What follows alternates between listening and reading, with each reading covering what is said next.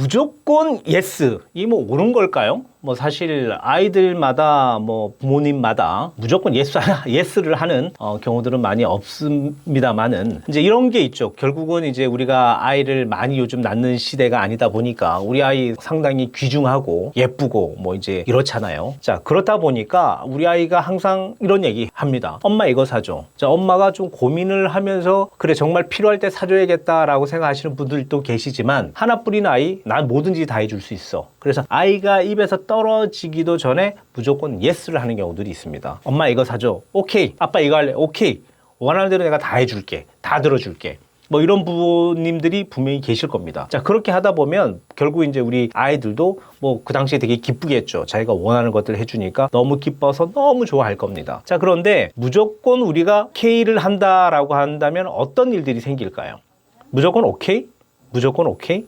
우리 아이가 원하는 것마다 무조건 오케이를 해준다. 우리 아이의 마음은 오케이가 안 되는 게 없다라고 생각할 수는 있습니다. 보통 이제 아이들에게 이제 아이가 어떤 요구를 했었을 때 부모님이 고민을 한번 해보시는 경우들도 있고, 그리고 또 이 고민에 따른 어떤 그 여러 가지 생각을 함으로 인해서 아이가 좀 다양한 생각을 할 수 있는 그런 것들이 만들어지는데, 만약에 무조건 오케이만 한다면 다양한 생각을 못 할 수도 있습니다. 예를 든다면 이런 거죠. 엄마 나 뭐 할래? 라고 이야기를 합니다. 자, 그런데 부모님이 바로 이제 오케이를 했습니다. 자, 오케이를 해버리면 결국은 이제 아이는 그 한 가지에 이제 예를 든다면 부모에게 요청을 하고 소통을 한 걸로 끝나는 거죠. 너무 단답형으로 끝나버리는 거죠. 자, 그런데 만약에 엄마가 안 돼 라고 한다면 우리 아이는 이렇게 생각을 하겠죠. 왜 안 될까? 그리고 내가 되게 하려면 내가 어떤 행동을 해야 될까? 자, 이렇게 다양한 행동들과 다양한 생각을 갖게 함으로써 아이는 논리적으로도 도움을 많이 받을 수 있고, 그리고 또 사람에 대한 어떤 관계에 대해서 이제 어떻게 보면 대처술이죠. 대처에 대한 방법들도 알 수 있는 부분들이 분명히 나타날 거라고 생각을 합니다. 자, 그런데 무조건 예스만 해준다면 이게 이제 아이에게 영향이 좀 갈 수 있다라고 생각을 할 수는 있을 것 같습니다.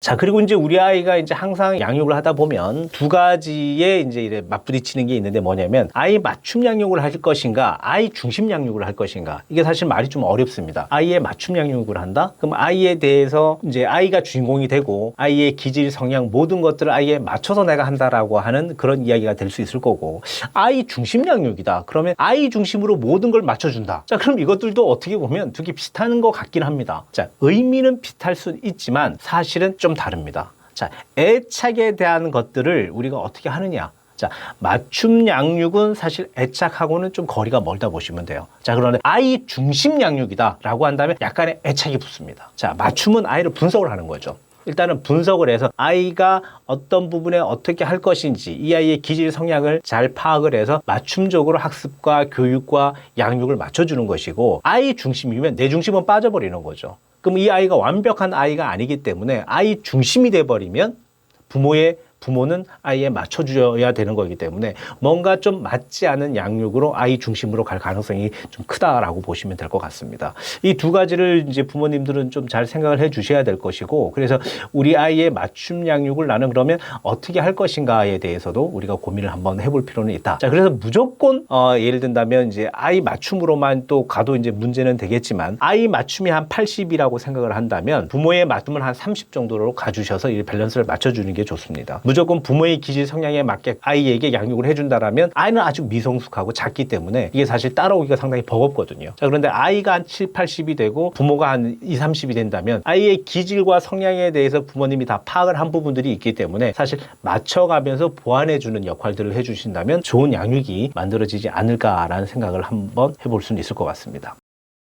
자, 제가 이제 방금 얘기 드렸던 것처럼 이런 그 맞춤 양육으로 갈 때 부모님들이 무조건 이제 예스 이제 이렇게 하겠죠. 자, 그런데 이 예스도 아까 얘기 드렸던 것처럼 맞춤 양육에서의 예스는 나쁘지 않습니다. 자, 그런데 맞춤 양육이 아닐 때 무조건 예스를 한다면 그건 이제 문제가 된다는 얘기를 제가 드릴 수가 있는 부분들입니다. 자, 그런데 왜 제가 예스에 대한 이야기를 하면서 아이의 맞춤 양육, 아이 중심의 중심 양육을 제가 이야기를 드리느냐면 양육 환경에 대해서 제가 이야기를 드리려고 하고 있기 때문에 이런 얘기를 하는 거고요. 그리고 또 가족의 관계성에 대해서 제가 이야기를 드리려고 하는 거가 있고, 그리고 정서 발달에 대해서 이야기를 드리려고 하는 게 있습니다. 자, 그러면 이제 두 가지를 제가 좀 나눠서 이야기를 드리면, 양육 환경은 사실은 이제 아이 맞춤 양육에 대해서 이제 양육 환경은 기질, 성향, 환경, 훈육, 놀이 뭐 이런 것들에 대해서 이제 주도적 제공을 하는, 아이에게 주도적 제공을 하는 게 이제 부모의 양육 환경이라고 보시면 되는 것 같고요. 아이 중심 양육은 아이의 말과 행동에 따라서 부모님이 주도하에서 뭔가를 해 주셔야 되는데 아이의 말과 행동에 따라서 무조건 반응하는 양육 형태를 얘기를 합니다. 그럼 양육 환경이 완전히 두 개가 달라지는 거죠. 자, 맞춤 양육 같은 경우는 아이의 기질 성향 그리고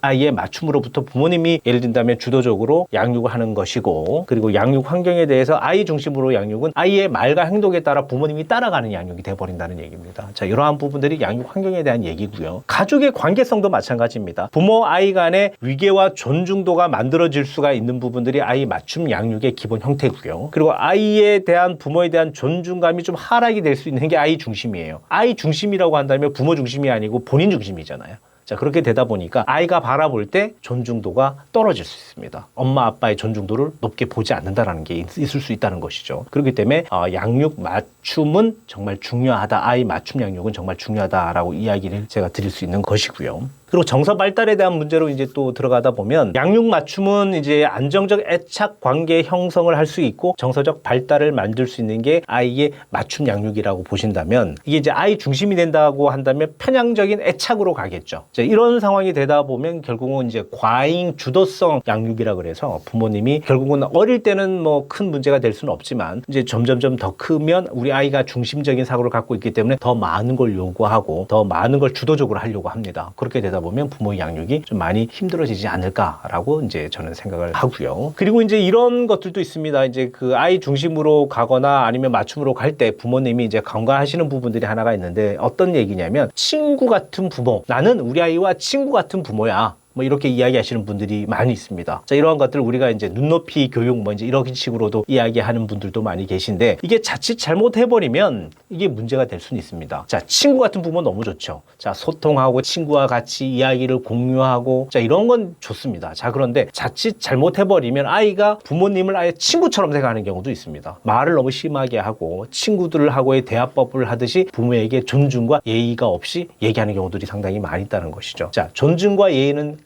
가지고 있고, 그리고 아이와 이야기하면서 어떤 그 소통이라든지 공감에 대한 것들, 그 친구들과 충분히 이야기할 수 있는 공통의 주제를 가지고 이야기하는 부분들은 뭐 나쁘지 않습니다. 다만 아까 얘기 드렸던 존중감, 예절, 먼저 이러한 부분들은 꼭 갖고 가셔야 된다라고 이야기를 할 수는 있을 것 같습니다. 자, 우리나라가 사실 유교적인 어떤 문화가 있기 때문에 뭐 예전에는 그게 좀 심했지만 요즘 그게 좀 많이 약해져 있습니다. 자, 그렇다고 하더라도 아이가 부모에게 너무 이제 막말을 한다거나 아니면 친구처럼 이야기하는 것처럼 이렇게 뭐 은어를 써가면서 우리 아이가 이야기하는 경우들이 상당히 많은데, 그러한 부분들은 하나씩 좀 고쳐주면서 양육을 해 주셔야 또 올바른 양육이 만들어지고 올바른 가치관이 만들어질 수 있다라고 이야기를 드릴 수 있을 것 같습니다. 아이들 같은 경우는 사실 부모에 대한 존중도가 사실 나이가 들면 들수록 존중도가 높아진다라고 이야기를 하거든요. 근데 제가 요즘 이래 보면 아이들이 이제 초등학교 고학년 정도가 되면 아이들이 부모에 대한 존중도가 점점점 낮아지는 것 같아요. 그 중심이 또래 집단이 돼버리고 부모는 잘 몰라, 엄마 아빠는 잘 몰라 하면서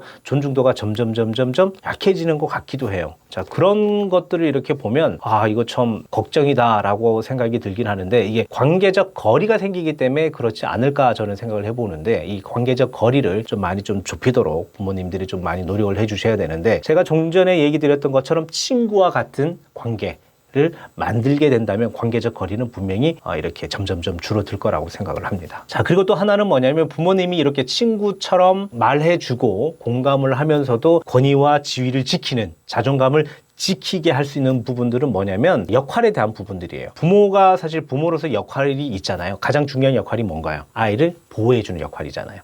친구들은 보호해주는 역할을 할 수는 없죠. 자, 그래서 부모님은 항상 아이들에게 나는 너를 지켜줄 수도 있고 보호할 수도 있고, 자, 이러한 얘기들을 좀 수시로 해줄 필요는 있습니다. 그래 아이들이 부모에 대한 어떤 의지를 할 수가 있고, 그리고 부모에 대한 자존감을 이렇게 올릴 수 있는 그런 이제 의미들도 같이 있으니까 뭐 이런 것들도 같이 찾아주시면 되실 것 같고, 아이가 만약에 도를 넘는 행동을 한다, 아까 얘기 드렸던 은어를 쓰거나 아니면 친구들과 하는 뭐 어떤 욕설을 섞어서 쓴다라고 한다면 좀 강력하게 제지를 해주셔서 하지 못하도록 이야기를 해주시는 게 아마 좋지 않을까 생각을 합니다. 그리고 보통 우리가 이제 뭐 남녀 관계에서 밀당 얘기 많이 하잖아요. 자, 그런데 우리 아이들과도 사실은 밀당이 사실 좀 중요합니다. 그래서 어떤 관계 형성에서 가장 좋아하는 게 밀고 당기는 건데 똑같은 거죠. 우리가 당근과 채찍을 이야기하듯이 우리 아이에겐 당근과 채찍 그리고 밀당이 상당히 좀 필요하다. 자, 그럼으로 인해서 존중적인 경계의 균형을 이제 잘 맞출 수 있다는 얘기인데 하나 주고 하나 뺏고 뭐 뺏는다라는 게 나쁜 의미가 될 수는 있지만 하나 주고 하나는 약간 이제 보완적 관계로 아이가 잘못했다고 한다면 좀 뭔가 질책을 하시기도 하고 그리고 훈육을 좀 강력하게